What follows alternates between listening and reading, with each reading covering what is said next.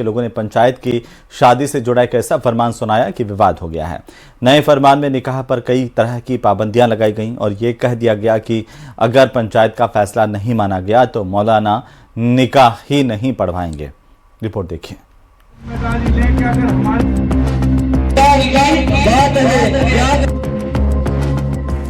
ना निकाह में डीजे बजेगा, बात है नहीं बजेगा, मेहरबानी करके पंचायत आज से और अभी से लागू है। न मैरिज होम में धूम मचेगी, न दूल्हा दुल्हन को तोहफे मिलेंगे। मथुरा के कोसी कला नगर में जब मुस्लिम समुदाय की पंचायत बैठी तो धूमधाम से निकाह की तैयारी कर रहे कई जोड़ों के सपने टूट गए, क्योंकि पंचायत ने फरमान सुनाया कि मुस्लिम समुदाय की शादियों में अब धूम धड़ाका नहीं होगा, डीजे नहीं बजेगा, पटाखे भी नहीं फूटेंगे और तो और नए नवेले जोड़ों को तोहफे भी नहीं मिलेंगे। नहीं बजेगा, मेहरबानी करके पंचायत आज से और अभी से लागू है, या फिर तुम बहिष्कार करो तो पंचायत आज से और अभी से लागू है। पंचायत के फरमान के मुताबिक मथुरा के कोसी कला में जो भी निकाह होंगे वो सादे तरीके से शादी करेंगे। फरमान में मुस्लिम समुदाय के लोगों से कहा गया कि शादियों में अब डीजे नहीं बजेंगे, निकाह मैरिज होम में नहीं पढ़ा जाएगा, हुड़दंग को रोकने के उद्देश्य से सलामी, उपहार, रस्म और आतिशबाजी पर भी पाबंदी रहेगी और किसी ने पंचायत के फैसले का उल्लंघन किया तो मौलाना निकाह नहीं पढ़वाएंगे। फरमान नहीं मानने वाले पर 11,000 रुपए का जुर्माना भी ठोका जाएगा। हमारे यहाँ पंचायत हो चुकी है और आगे से बारात चढ़ के नहीं आएंगी और ना कोसी में बारात चढ़ेगी। दोनों बात से मेरा झूठ बता दे, ना कोसी की कहीं बारात चढ़ेगी और ना कोसी वालों की बारात चढ़ के जाएगी, ना घर पे डीजे बजेंगे। ये सारी बातें जिनसे रिश्ते हो चुके हैं वो आपसी में अपने कम्युनिकेशन कर ले। पंचायत ने तर्क दिया कि ये फैसला शादियों में फिजूल खर्च रोकने के लिए किया गया। कहा गया कि शादियों में डीजे को लेकर कई बार लड़ाई हो जाती है, इससे माहौल खराब होता है, जिसे सुधारने के लिए उन्होंने ऐसा फरमान सुनाया कि कई जोड़ों का धूमधाम से शादी करने का ख्वाब ही पीछे छूट गया। कि हम अपने घर की, अपने परिवार की मुकम्मल तरीके से जिम्मेदारी लें कि अगर हमारे घर परिवार में भी ऐसा हुआ तो हम उस शादी का बाइकाट करेंगे। अगर हकीकत में हम और आप मजबूती इरादे के साथ में और इस बात के कौल वचन के साथ हो जाए तो इंशाल्लाह धीरे धीरे धीरे धीरे ये बुराइयां खत्म होंगी। वैसे ये पहली बार नहीं हुआ है जब पंचायतों ने लोगों पर अपना फैसला थोपने की कोशिश की है। पंचायतों ने कई बार ऐसे ही तुगलकी फरमान सुनाए हैं। बागपत की थंबापट्टी मेहर देशखा पंचायत ने 18 साल से कम उम्र के बच्चों के स्मार्टफोन पर प्रतिबंध, हाफ पैंट पर रोक, पारंपरिक पहनावे की सलाह दी। शादियों को मैरिज हॉल की जगह गांव घर में कराने का भी फैसला किया।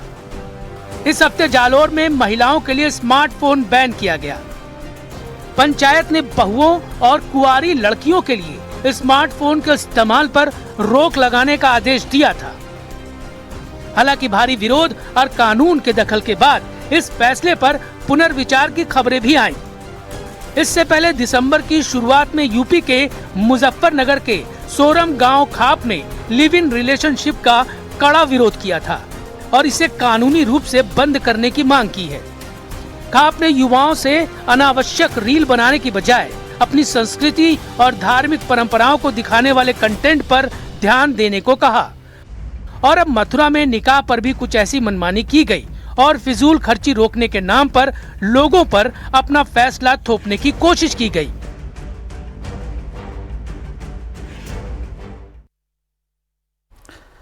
तो नए साल का जश्न अभी शुरू भी नहीं हुआ कि इस पर लगाम लगाने की तैयारी कर ली गई है। हम बात कर रहे हैं मौलाना शहाबुद्दीन रिजवी की, जिन्होंने नए साल के मौके पर फतवा जारी किया। आखिर फतवा क्या है, रिपोर्ट में देखिए। मैं तमाम मुसलमानों को बता देना चाहता हूं कि नए साल पर जश्न मनाना शरीयत इस्लामिया की रोशनी में नाजायज है।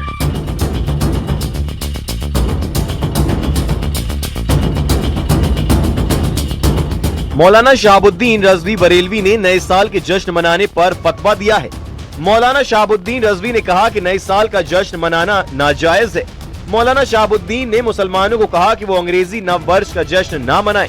इस्लाम में नाच गाना, फिजूल खर्ची, फूहड़बाजी सभी चीजें नाजायज हैं।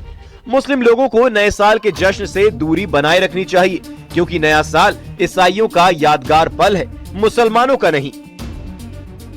मैं तमाम मुसलमानों को बता देना चाहता हूं कि नए साल पर जश्न मनाना शरीयत इस्लामिया की रोशनी में नाजायज है, इसलिए कि इस्लामी कैलेंडर का जो साल शुरू होता है वो मुहर्रम के महीने से शुरू होता है, और ऐसे ही हिंदू कैलेंडर का साल चैत से शुरू होता है। और ये यूरोपियन कल्चर है, क्रिश्चियन की यादगार है, वो लोग इस नए साल पे जश्न मनाते हैं। मैं तमाम मुस्लिम नौजवान लड़के और लड़कियों से गुजारिश करूंगा कि वो कतन जश्न न मनाएं। जश्न मनाना नए साल का नाजायज है, और अगर कहीं से खबर मिली कि कुछ नौजवान लड़के लड़कियां जश्न मना रहे हैं तो उलमाए कराम सख्ती से रोकेंगे। नए साल को लेकर जारी मौलाना शहाबुद्दीन रिजवी के फतवे पर उनकी जमकर आलोचना हो रही है। साधु संतों ने मौलाना और उनके फतवे का विरोध किया है।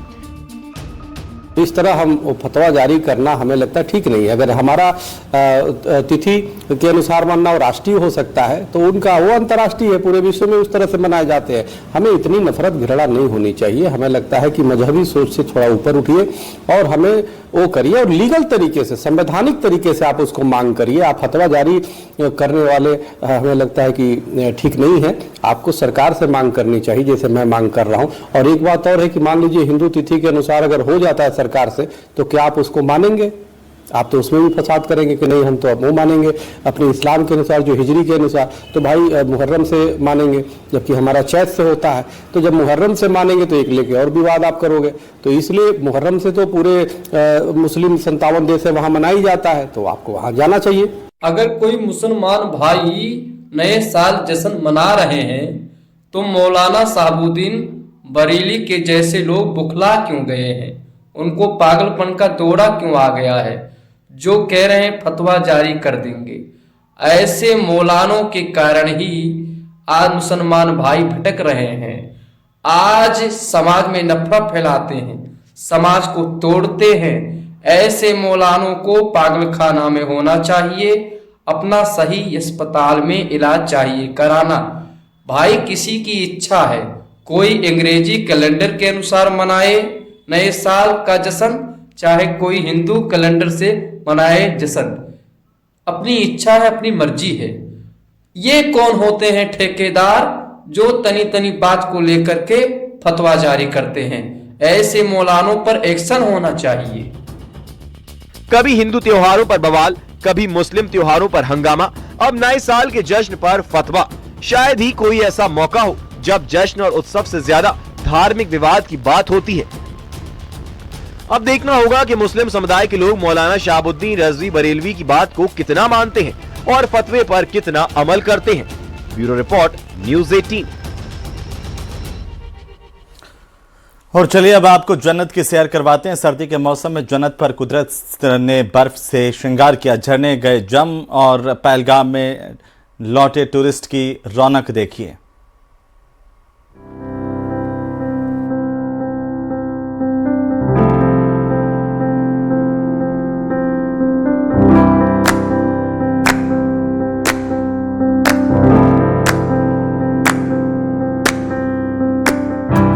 जम गए झरने, नदी में बर्फ का अंबार। लाहौल में मौसम सर्द, बर्फबारी का इंतजार। गुलमर्ग हुआ गुलजार, कुदरत का सफेद श्रृंगार।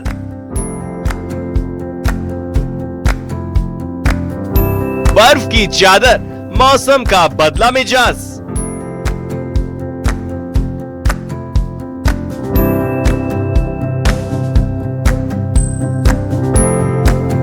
पहलगाम में टूरिस्ट की बहार, हुस्न पहाड़ों का क्या कहना। दिलकश नजारे हैं, बर्फ की चादर है तो कुदरत का अजब श्रृंगार भी। इस जगह से जब कोई भी गुजर रहा है तो वो कुदरत के इस नजारे को देखता ही जा रहा है। झरने जो बह रहे थे उन झरनों ने लगता है बर्फ की चादर ओढ़ ली। एकदम से बहता झरना देखिए कैसे शांत हो गया है। झरने जम गए हैं। जब भी इस घाटी से टूरिस्ट गुजरते थे तो उन्हें बहते झरने दिखाई देते थे, लेकिन अब झरनों का ये अजब रूप लाहौल घाटी की तस्वीर है। ये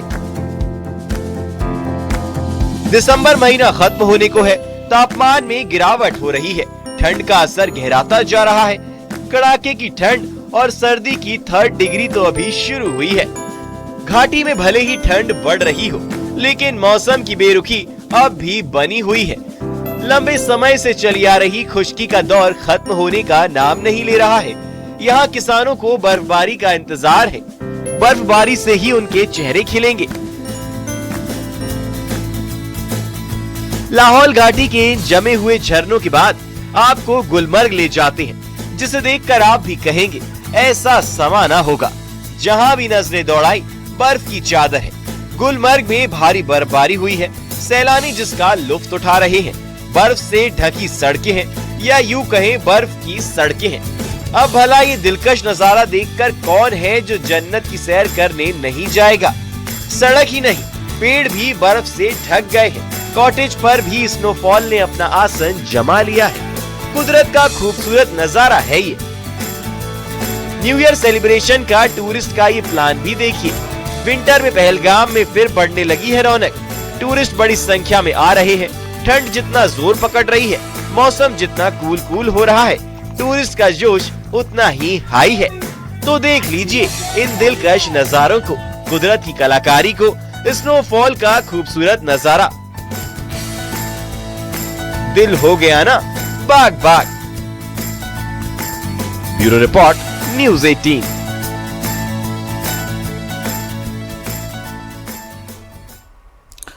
तो वही बांग्लादेश में हिंदू समुदाय के खिलाफ हिंसा